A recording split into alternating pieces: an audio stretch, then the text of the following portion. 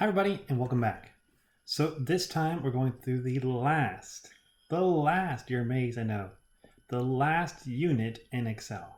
So you've completed it. This will be all of the Excel Everest. Woo! A lot of fun here. Hopefully you've enjoyed it.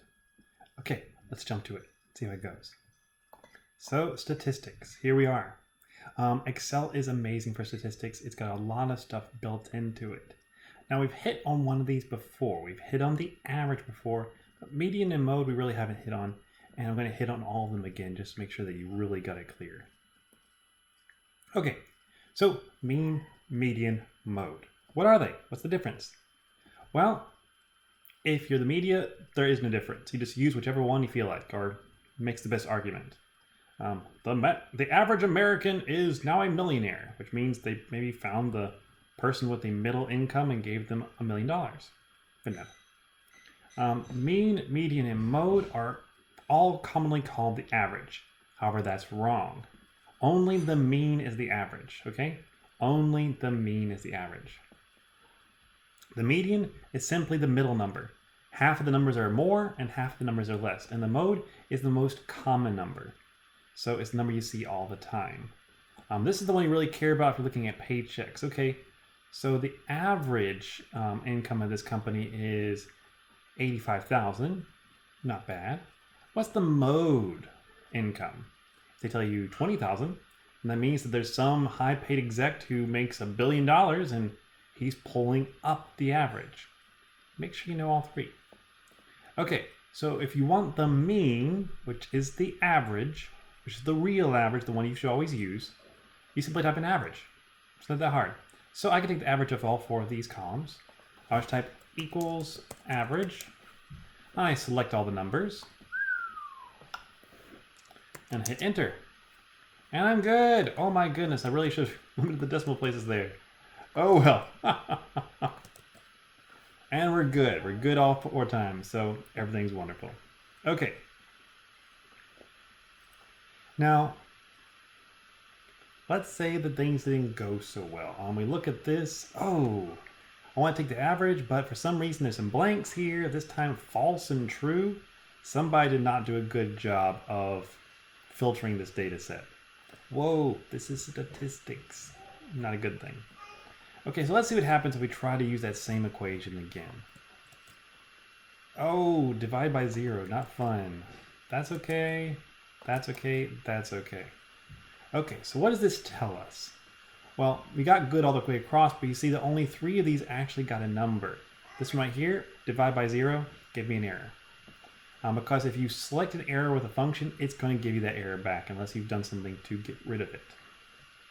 Now, like I said, most functions can't ignore errors. Not all of them, some of them can, but this one at least will throw an error if it's fed an error. It will throw out the same error it's fed. So divide by 0, it'll give a divide by 0 error. Text blanks and true false are mostly ignored by the average function. Now, if for false and true, and only for false and true, if you want those to be counted as a 0 and a 1, because that's how Excel actually looks at them, then you can use the average A function. The A is just saying, hey, true and false, still good, let's work with those. Now, how do we avoid that error? Well, before I teach you about that, we're going to learn about the average if function. Average if function. Now, the average if function is a part of a family of functions. It's like COUNTIF, SUMIF, where you take the average function and you take the if function and you just put them together. So it only averages values if they meet a certain condition. Only average those values that are more than 100, because I don't care about the small change. Only count these values if they belong to Sally, because I only care about Sally's scores, whatever. So the first thing that you plug into your average if function is the range you're going to check that criteria on. You only check one criteria. You have to write it slightly different than our if statements, but it's the range to check that criteria on. The second one is, what's the criteria? And the third one is optional, and it's the range to average. These two can be the same thing. I'm checking the criteria on the data I want to average. However, it's not always the same thing. For example, right here, I could be checking to see, does this expense belong to Sally? If so, average it. So this would be the last thing I select because it's the thing I want to average, and this would be the thing I check. So two different things. Okay, let's do this one and then we'll stop here. We've got a ways to average if, we've got a little ways to go. Okay, so it tells you how to walk through the average if function. So first off, I type in equals average if. And then I select a range. I only want to average Sally's expenses, so I'm going to look and see which of these guys right here are equal to Sally. And then the criteria. The criteria is different. You have to put it in quotes. And if it's text, you don't put it in quotes inside the quotes. No quotes inside quotes, just the text itself. So equals Sal. That works. If you want to be equal to the value in a cell, we'll have to do that differently. We'll see that next time.